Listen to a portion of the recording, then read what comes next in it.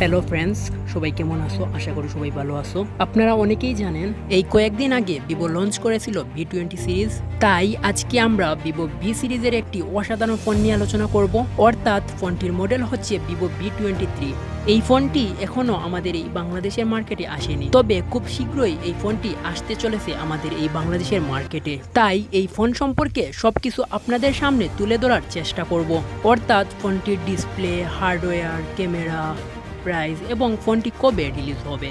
তাই আপনারা এই ভিডিওটি শুরু থেকে শেষ পর্যন্ত দেখবেন এবং আশা করি এই ফোনটি আপনাদের অবশ্যই ভালো লাগবে।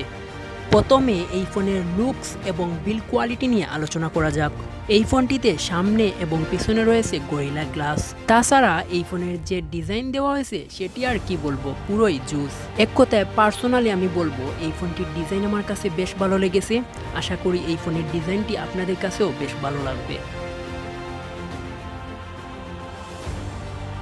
এই ফোনে আপনারা ডিসপ্লে হিসেবে পাচ্ছেন 6.44 ইঞ্চি সাইজের HD+ সুপার অ্যামোলেড ডিসপ্লে।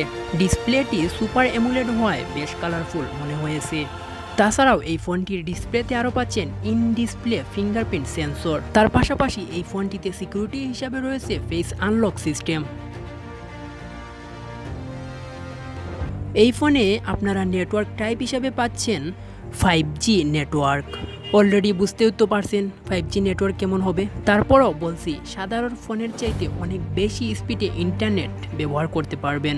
তাছাড়াও 4G, 3G, 2G এগুলি তো রয়েছেই। তাছাড়াও এই ফোনে ডুয়াল সিমের পাশাপাশি প্রাইমারি মেমোরি কার্ড তো রয়েছেই। এই ফোনে অপারেটিং সিস্টেম হিসেবে পাচ্ছেন অ্যান্ড্রয়েড এবং অপারেটিং ভার্সন হিসেবে পাচ্ছেন অ্যান্ড্রয়েড 12। সো অপারেটিং সিস্টেম নিয়ে আর কিছু বলার নেই।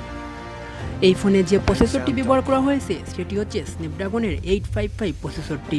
এই প্রসেসরটি হচ্ছে একটি গেমিং প্রসেসর। যারা ভাবছেন গেমিংয়ের জন্য ফোন কিনবেন তাদের জন্য এই ফোনটি একটি বেস্ট চয়েস।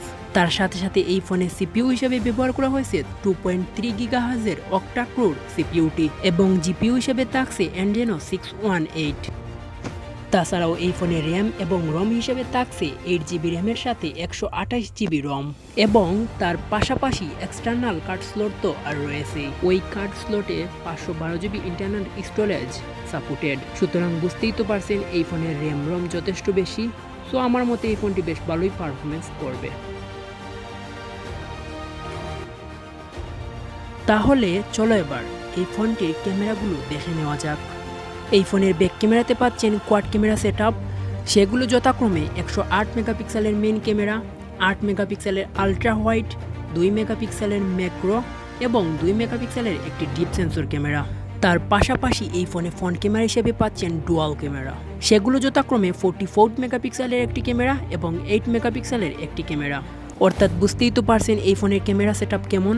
সত্যি বলতে এই ফোনের ক্যামেরাগুলো পার্সোনালি আমার কাছে বেশ ভালোই লেগেছে এবং ক্যামেরাগুলো আপনাদের কাছে কেমন লেগেছে তা অবশ্যই কমেন্ট করে তা জানিয়ে দেবেন।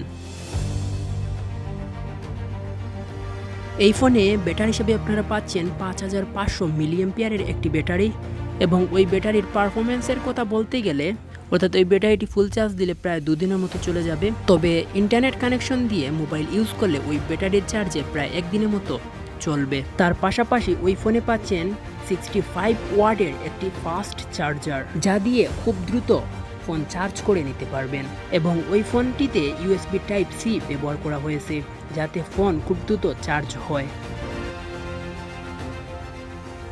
এখন আপনারা নিশ্চয়ই ভাবছেন ওই ফোনটির প্রাইস কত হবে, তাই না? তাহলে আমি বলবো আপনাদের জন্য একটি গুড নিউজ, কারণ ওই ফোনটিতে যে ফিচারগুলো ব্যবহার করা হয়েছে এবং ওই ফোনটির যা প্রাইস তাতে ওই ফোনটি বেশ ভালো। অর্থাৎ এই ফোনটির ইন্ডিয়ান প্রাইস 33,999 রুপি এবং ওই ফোনটির বাংলাদেশ প্রাইস 39,999 টাকা। আমি আমার পার্সোনাল অভিজ্ঞতা থেকে বলবো, যারা 33 থেকে 40,000 টাকার মধ্যে ফোন কিনতে চাচ্ছেন তারা ওই ফোনটি নিয়ে নিতে পারবেন। তবে ওই ফোনটি কিনতে আপনাকে একটু অপেক্ষা করতে হবে, কারণ ওই ফোনটি 2022 সালের দিকে আসবে। এবং আমি আপনাদেরকে আরেকটি কথা বলতে ভুলে গিয়েছি, ওই ফোনটিতে আপনারা 1 বছরের ওয়ারেন্টি পাবেন। সো এই ছিল আজকের ভিডিও। আশা করি আজকের ভিডিওটি আপনাদের খুবই উপকারী আসবে। যদি উপকারী আসে প্লিজ লাইক এবং শেয়ার করবেন এবং এই চ্যানেলে নতুন হলে চ্যানেলটি সাবস্ক্রাইব করবেন এই ধরনের নতুন নতুন ভিডিও সবার আগে পেতে।